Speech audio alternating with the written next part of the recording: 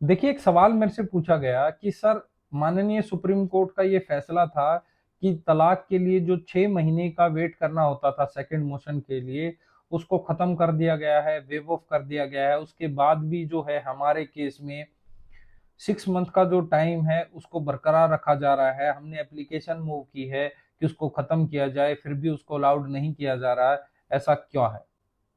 तो देखिए, मैं आपको बताना चाह रहा हूं कि वैसे तो माननीय सुप्रीम कोर्ट ने जो 6 मंथ का फर्स्ट मोशन के बाद जो 6 मंथ जो सेकंड मोशन है उसके लिए 6 मंथ का जो टाइम दिया गया था उसको वेव ऑफ कर दिया गया था। लेकिन यहाँ पर नहीं अलाउड होने का कारण कुछ अलग हो सकते हैं।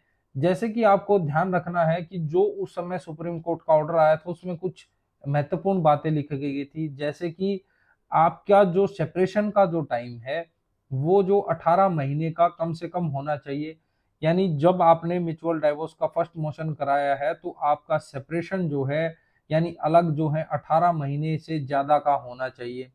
अगर ये भी आपका है तो इसके बावजूद दूसरी कंडीशन ये थी कि आपका जो है कोई भी मेंटेनेंस का ड्यू जो है वो क्लियर होना चाहिए। किसी भी प्रकार की केस की लिटिगेशन जो है वो पेंडिंग नहीं होनी चाहिए मेंटेनेंस के रिगार्डिंग।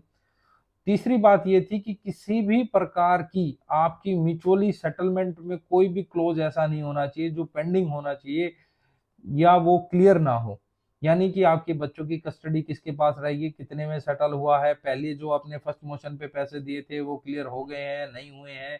यानी किसी भी प्रकार की आपकी म्यूचुअल सेटलमेंट जो है वो पेंडिंग ना हो।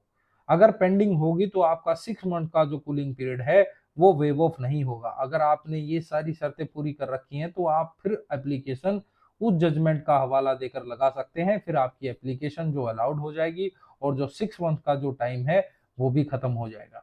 ऐसी लीगल अपडेट्स के लिए मेरे चैनल को सब्सक्राइब जरूर करें। जय हिंद, जय भारत।